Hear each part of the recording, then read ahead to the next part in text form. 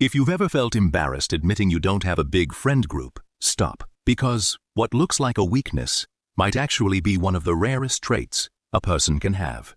Most people assume having few friends means something is wrong with you, that you're awkward, unlikable, or missing something everyone else has. But here's what nobody tells you. Some of the most capable, self-aware people in the world have small social circles, not because they failed at friendship, but because of very specific traits they carry. By the end of this video, you're going to recognize yourself in at least 3 of these traits, and you're going to see your small circle completely differently. Trait number 1. You have unusually high standards for connection. You don't need 10 people to grab lunch with. You need one person who actually listens. And because that's rare, your circle stays small. Not because you can't find people, but because you won't settle for surface-level ones. Trait number 2. You process the world more deeply than most people around you. Small talk feels like static to you because your brain is already 3 questions ahead. That depth is a gift. But it also means fewer people can keep up with the pace of your mind. Trait number 3. You recover your energy alone, not around people. For a lot of people, being around others is where they get their energy. For you, it's the opposite. Social time costs energy, and solitude is where you refill. That's not antisocial. That's just how your battery works. Trait number 4. You value authenticity over being liked. You'd rather say the honest thing and lose the room than say the easy thing and keep it. That instinct doesn't make you popular. It makes you trustworthy. And trustworthy people often end up with fewer, but far more loyal connections. Trait number 5. And this is the big one. You're comfortable being misunderstood.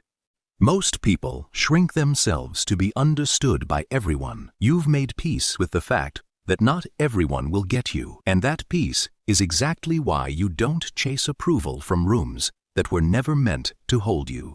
Notice something? None of these 5 traits are flaws. High standards, deep thinking, needing solitude, valuing honesty, being okay with being misunderstood.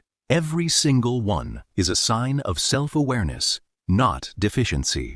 But here's where it gets misunderstood. From the outside, a small circle looks like rejection, like something is missing, like you're the exception, not the standard.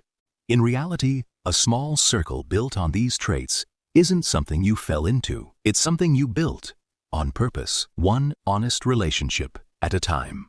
Now, does this mean you never feel lonely? No. Everyone does sometimes, no matter how intentional their circle is. But there's a difference between loneliness and having a small circle, and mixing the two up is where a lot of the pain comes from. If what you're feeling isn't just, I have a small circle, but something heavier, persistent loneliness, or a sense that you're pulling away from everyone, even yourself, that's worth talking to someone about, not carrying alone.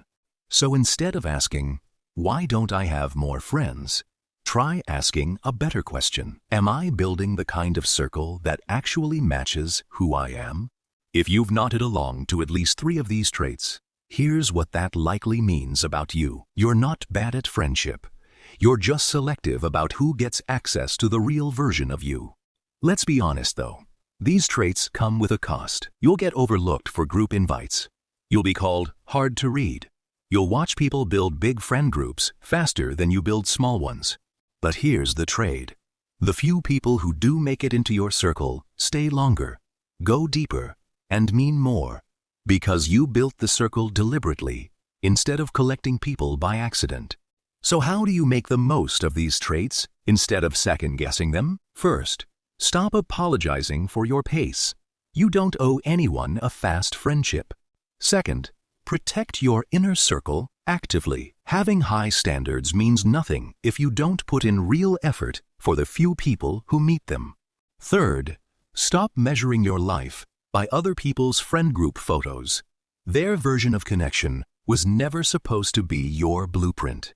Fourth, let a few new people in slowly. Selectivity doesn't mean a locked door. It means a door that opens on your terms.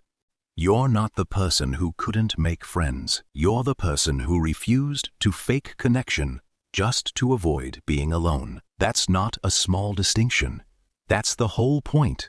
So if you have few or no friends right now, don't rush to fix it like it's broken. Ask which of these 5 traits is actually true for you, and build from there, on purpose.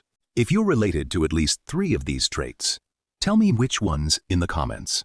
And subscribe, because next week, we're breaking down what actually separates loneliness from solitude, and why most people confuse the two.